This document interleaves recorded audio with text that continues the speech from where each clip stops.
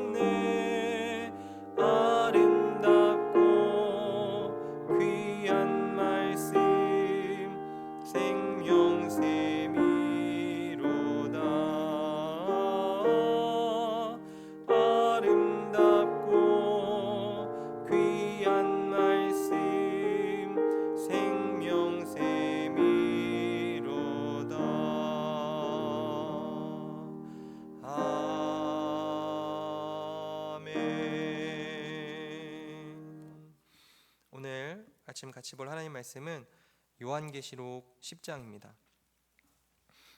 요한계시록 10장 1절로부터 11절까지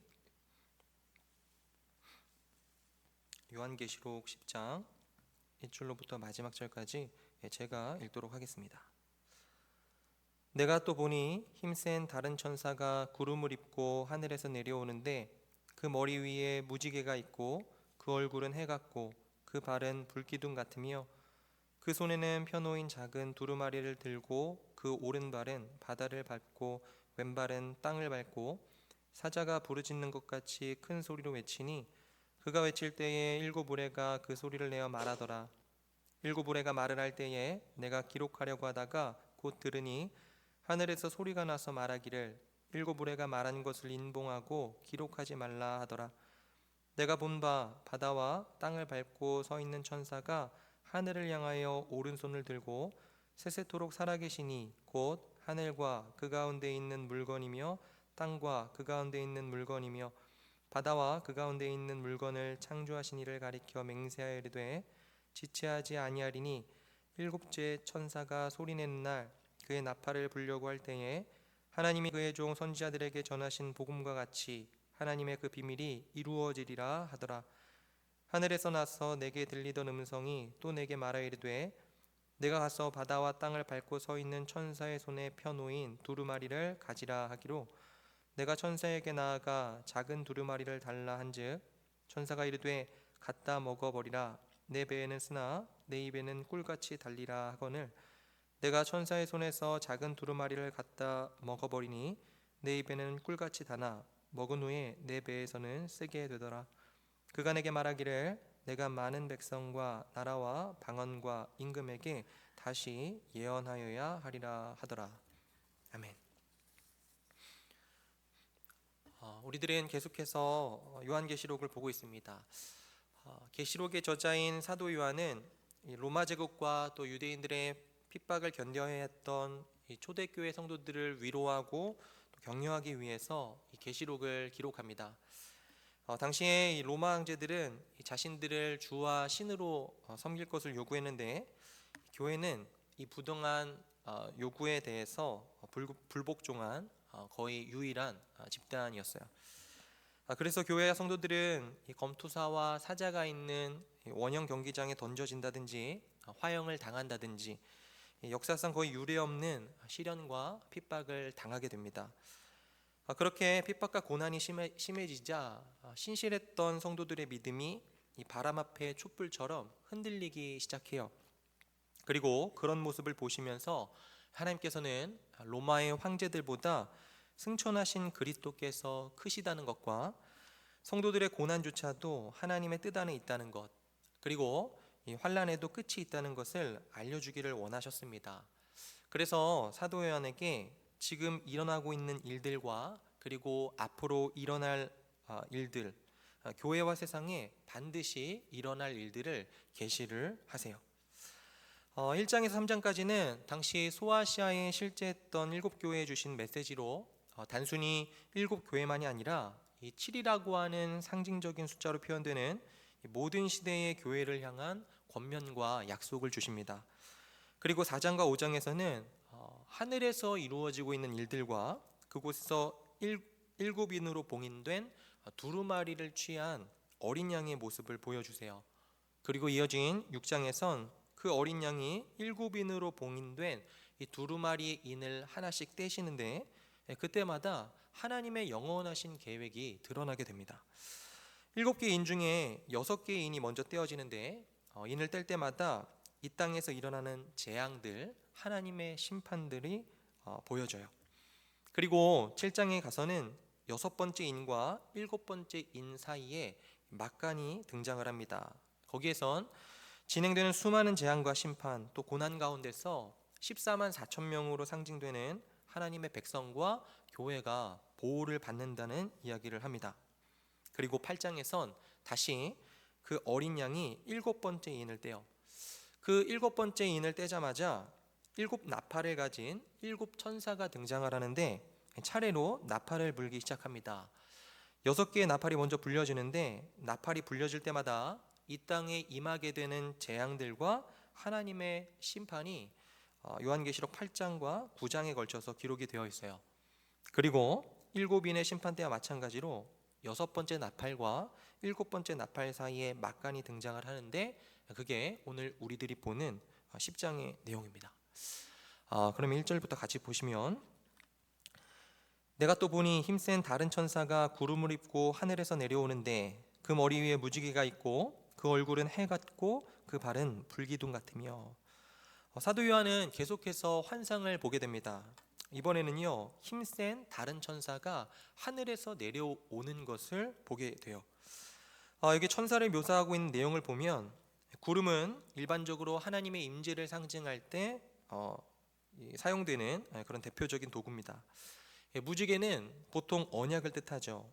하나님께서 죄인들을 향해서 다시는 물로 세상을 심판하지 아니하겠다라고 하셨던 그 자비와 긍휼의 언약의 무지개입니다. 또 천사의 모습을 얼굴은 해 같고 그 발은 불기둥 같다 이야기를 하죠. 여러분들 이 표현은요 우리들이 계시록 1장에서 봤습니다. 계시록 1장엔 예수님의 모습이 나오는데 그 얼굴이 해같이 빛나고 발이 불기둥 같았다 이야기를 해요. 그러한 예수님하고 똑같은 모습으로 등장을 하는 거죠. 얼굴이 해 같다는 건 영광과 거룩을 보여주는 것이고, 발이 불기둥 같다는 건 능력과 견고함을 보여주는 걸 겁니다. 그런데 2절에 이 천사에 대한 묘사가 더 나와요. 2절 보시면 그 손에는 펴놓인 작은 두루마리를 들고 그 오른발은 바다를 밟고 왼발은 땅을 밟고. 천사는요, 한 손에 펴진 이 작은 책을 들고 있는데 오른발은 바다를 밟고 있고 왼발은 땅을 밟고 있습니다. 여러분, 이 발로 누르는 것은요, 이 정복을 상징하는 거죠. 그러니까 이 천사의 영향력이 지금 바다와 땅 전부에 미친다라고 하는 겁니다. 여기 이 힘센 천사의 정체가 무엇이냐, 이것에 대한 논쟁들이 있습니다. 어떤 학자들은요, 예수님이라고 해석을 하기도 해요. 그런데 관련된 정보들을 종합을 해보면 여기 힘센 천사는 예수님을 대변하는 천사라고 보는 것이 무난한 해석입니다. 그가 크게 두 가지 이유 때문인데, 하나는 요한계시록에서 예수 그리스도를 천사로 표현한 데가 없다라고 하는 거예요. 구약에서는 예수님이 종종 천사로 표현되어서 등장을 하지만 이 계시록에서는 예수님을 천사로 부른 적이 없다는 거죠.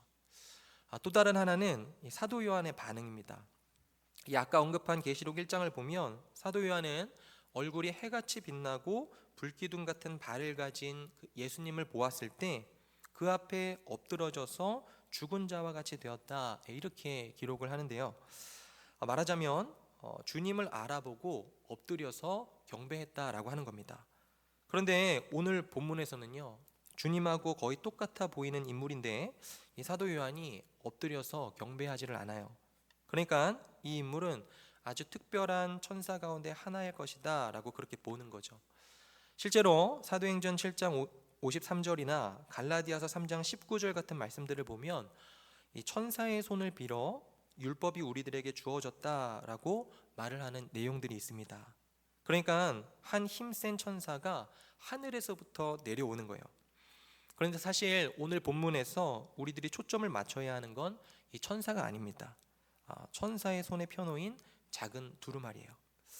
여러분들 계시록 5장에 보면요, 이미 봉인된 두루마리가 등장을 합니다. 결론부터 말하면 이 5장의 두루마리와 이 10장에 등장하는 작은 두루마리는 물리적으로 동일한 두루마리는 아니지만 본질적으로는 하나님의 말씀을 담고 있고 하나님의 구속과 심판의 진행 그리고 선포라는 측면에서 깊이 연결되어 있는 이 계시의 연속성 안에 있습니다. 그러니 이 두 가지 두루마리 다 큰 범주 안에서 성경이라고 부를 수가 있어요. 이 두루마리에 관해선 뒤에 적용하면서 조금 더 살피도록 하겠습니다. 여러분 3절 보시면 이 천사가 작은 두루마리를 가만히 들고 있는 것이 아니라 이 사자처럼 부르짖는다 이야기를 해요. 3절입니다.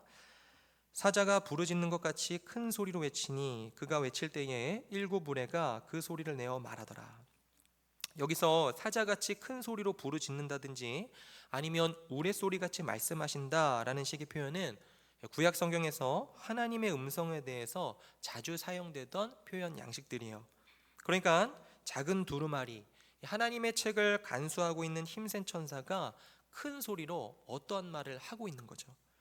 그런데 4절에 일곱 무리가 말을 할 때에 내가 기록하려고 하다가 곧 들으니 하늘에서 소리가 나서 말하기를 일곱 무리가 말한 것을 인봉하고 기록하지 말라 하더라. 지금 보시면 사도 요한이 힘센 천사가 큰 소리로 말을 할 때 그것을 기록하려고 합니다. 그런데 하나님이 그런 사도 요한을 만류하세요. 그러니까 이 천사의 손에 들려진 작은 책이 있고 그것 외에 하늘에서 들려진 말들을 기록하려고 했더니 그것은 기록하지 말고 내버려 두라는 겁니다. 우리는 여기서 한 가지를 생각을 해볼 수가 있죠. 성경에 기록된 하나님의 말씀은 우리의 구원을 위해 필요한 모든 지식이 다 기록되어 있지만 그럼에도 불구하고 모든 것을 다 기록한 것은 아니다라고 하는 것입니다. 여러분과 제가 하나님의 백성이 되고 또 우리의 죄가 씻어지고 또 영광스러운 소망을 갖는 데에 필요한 모든 지식, 구원에 이르는 모든 내용은 다 들어있지만 그럼에도 불구하고 하나님에 대한 모든 것이 다 들어있는 것은 아니다라고 하는 거예요. 그러니까 책 하나에 어떻게 하나님의 지혜와 계시를 전부 다 담을 수 있겠느냐라고 하는 거죠. 그러니 우리가 하나님의 모든 일하시는 것들을 해석할 수 없고 이해할 수 없을 때 그때 우리는 뭘 배워야 하냐면 깊은 경외심을 갖고 하나님의 하나님 되심을 신뢰하는 법을 배워야 한다는 거죠. 이해할 수 있을 때에만 하나님이 되시는 게 아니고 우리가 이해할 수 없는 삶의 자리에 있을 때에도 사실 그때 정말로 하나님은 더 영광스러우신 하나님이 되시는 겁니다. 왜냐하면 우리가 측량할 수 없는 깊이를 가지고 우리를 사랑하시고 또 온 땅을 움직여 가시는 하나님이시기 때문에 그런 거죠. 여러분 5절에서 7절을 보시면 이제 그 천사가 하늘을 향해 손을 들고 맹세를 하면서 이렇게 말을 합니다. 5절이에요. 내가 본 바 바다와 땅을 밟고 서 있는 천사가 하늘을 향하여 오른손을 들고 세세토록 살아계시니 곧 하늘과 그 가운데 있는 물건이며 땅과 그 가운데 있는 물건이며 바다와 그 가운데 있는 물건을 창조하신 이를 가리켜 맹세하여 이르되 지체하지 아니하리니 일곱째 천사가 소리내는 날 그의 나팔을 불려고 할 때에 하나님이 그의 종 선지자들에게 전하신 복음과 같이 하나님의 그 비밀이 이루어지리라 하더라. 그리고 8절 이하에 천사의 손에 들려서 요한에게 주시는 작은 두루마리, 그 두루마리를 주시면서 성도들, 우리들이 뭘 하기를 원하시는지를 기록을 합니다. 이 부분은 적용을 하면서 같이 생각을 해보도록 하겠습니다. 오늘도 두 가지 적용하고 기도하면 좋겠어요. 첫 번째로는 오늘 8절 이하에 기록되어 있는 비유적인 표현 그대로 말씀을 가지고 먹는 것입니다. 여러분 8절과 9절을 보시면 하늘에서 나서 내게 들리던 음성이 또 내게 말해 이르되 내가 가서 바다와 땅을 밟고 서 있는 천사의 손에 펴놓인 두루마리를 가지라 하기로 내가 천사에게 나아가 작은 두루마리를 달라 한즉 천사가 이르되 갖다 먹어버리라 내 배는 쓰나 내 입에는 꿀같이 달리라 하거늘. 이렇게 말씀합니다. 말하자면 천사의 손에 붙들려 있는 그 책은요 천사의 책이 아니고 우리들의 책으로 그냥 보고 지나가기만 하지 말라는 것입니다. 주 안의 사랑하는 여러분, 성경은요 교회에 비치하기 위해서 주신 책이 아니고 저와 여러분들 한 사람 한 사람의 소유로 가지도록 주신 것이다 라고 하는 거죠. 그리고 이건요 그냥 성경책을 가방에 넣어서 갖고 다닌다 라는 의미에서가 아니고 말씀을 먹으라, 말하자면 하나님의 생명의 그 귀한 말씀이 우리의 일부가 되도록 하라라고 하는 것입니다. 하나님의 말씀을 절대로 외적으로 읽고 인정하는 것으로 그치지 말라는 것이고 동의하고 이해하는 것으로 그치지 말라는 거죠. 하나님의 말씀을 받아서 자신의 것으로 소화를 시키고 자신의 몸과 인격과 삶의 일부가 되도록 만들라라고 하는 것입니다. 우리들이 음식물을 먹어서요 영양분을 섭취하고 그것이 몸과 삶의 일부가 되는 것처럼 하나님의 말씀이 우리들의 삶과 인격과 모든 실생활의 일부가 되도록 그렇게 만들라라고 하는 것입니다. 말씀을 통하여서 주님과의 개인적이고도 살아있는 친밀한 관계를 맺으면서 그 말씀이 우리의 내적인 변화를 가져오도록 하라는 거예요. 주 안의 사랑하는 여러분, 이건 말씀을 그냥 형식적으로 읽기만 하면 되는 것도 아니고요 메마르게 성경을 암송하고 그치라는 것도 아닙니다.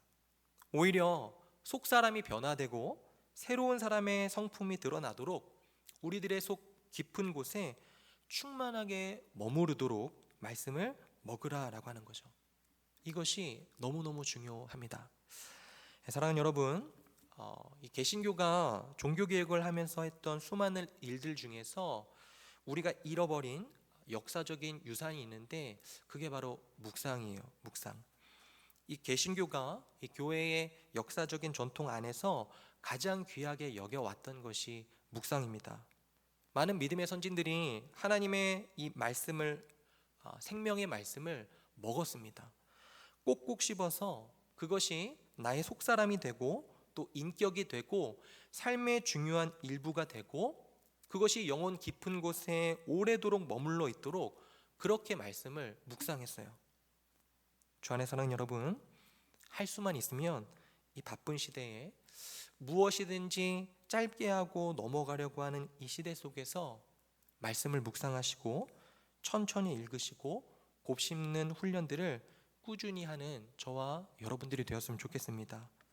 듣고 보신 말씀들을 곱씹고 또 곱씹어서 그렇게 소화된 말씀이 우리들의 영양분과 에너지가 되어서 우리들의 손발을 움직여가고 그것이 우리 인격이 되고 또 삶의 중요한 결정의 때마다 영향을 미치도록 그렇게 말씀을 읽고 먹는 저와 여러분들의 삶이 되어지기를 주님의 이름으로 간절히 소원합니다. 두 번째로는요, 그렇게 몸의 일부가 되고 인격의 일부가 되고 삶의 일부가 된 이 말씀을 전하는 것입니다. 여러분, 오늘 본문 11절 보시면 이렇게 말씀하죠. 그가 내게 말하기를 내가 많은 백성과 나라와 방언과 임금에게 다시 예언하여야 하리라 하더라.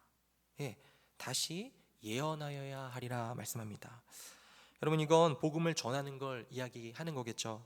하나님의 말씀을 증거하는 것입니다.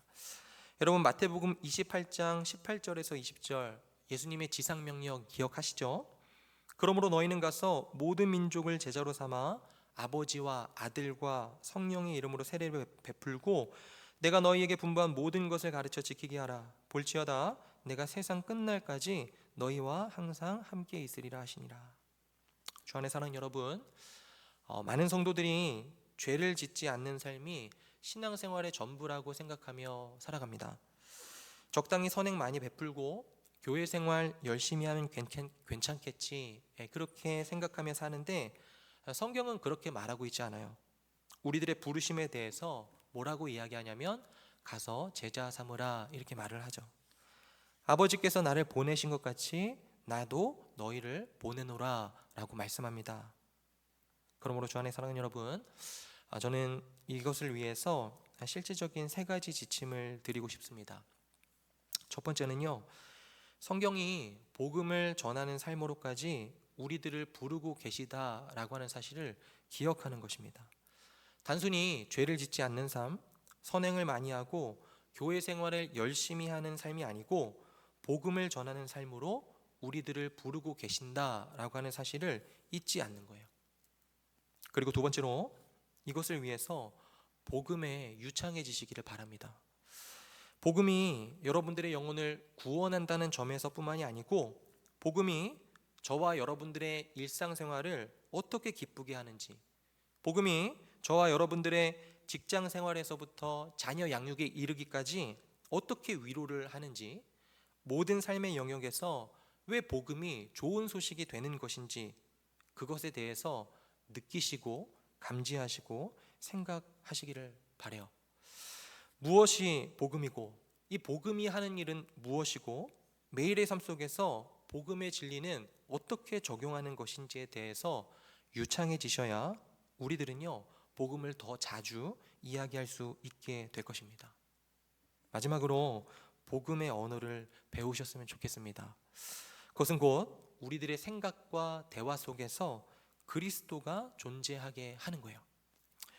여러분, 복음의 언어라는 책에서 한 젊은 여성이 이 복음을 말하는 공동체 속에서 자신이 경험한 바를 적어놓은 부분이 있는데 이 내용이 오늘 저희들에게 도전이 될 수 있을 것 같습니다.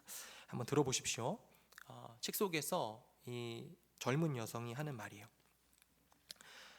조금 이상하게 들릴 수 있겠지만 저는 여러분이 예수님 이야기를 하는 게 가장 놀라웠습니다.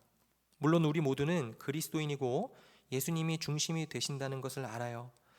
그런데 여기 계신 분들은 하나같이 예수님 이야기만 하셨습니다. 처음에는 다들 이상한 사람인 줄 알았어요.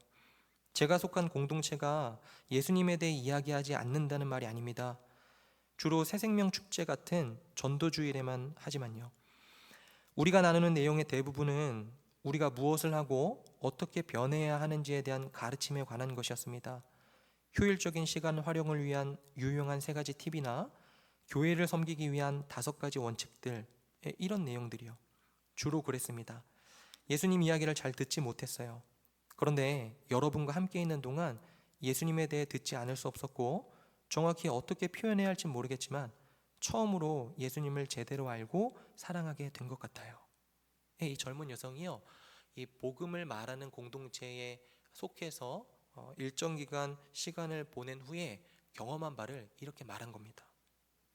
주 안에 사랑하는 여러분, 복음 없이 윤리적인 삶을 살아가는 사람들을 만들어내는 것은요, 쉽습니다. 그러나 그것은 성경이 말하는 바는 아니에요. 오늘 말씀을 가지고 먹을 뿐만 아니라 예언하여야 하리라 라는 이 주님의 음성에 귀를 기울이시는 저와 여러분들이 되었으면 좋겠습니다. 복음에 유창해지시고 그 복음이 저와 여러분들의 일상의 언어가 되어서 서로의 삶에 복음을 선포할 뿐만이 아니고 타인에게도 흘러갈 수 있도록 하나님께서 그러한 은혜를 저와 여러분들의 삶 속에 풍성히 허락해 주시기를 주님의 이름으로 축원드립니다. 기도하겠습니다. 사랑과 은혜가 풍성하신 아버지 하나님, 오늘 요한에게 작은 두루마리를 주시면서 하신 말씀을 통하여 우리들이 무엇을 하길 원하시는지를 듣게 됩니다. 주님, 천사의 손에 들려져 있던 그 책은 천사의 책이 아니고 우리들의 책으로 가지고 먹고 예언하여야 한다 말씀하셨사오니, 그 말씀을 곱씹고 또 곱씹어서 우리들의 인격과 삶이 말씀에 의해 빚어지고 형성되게 하여 주옵소서.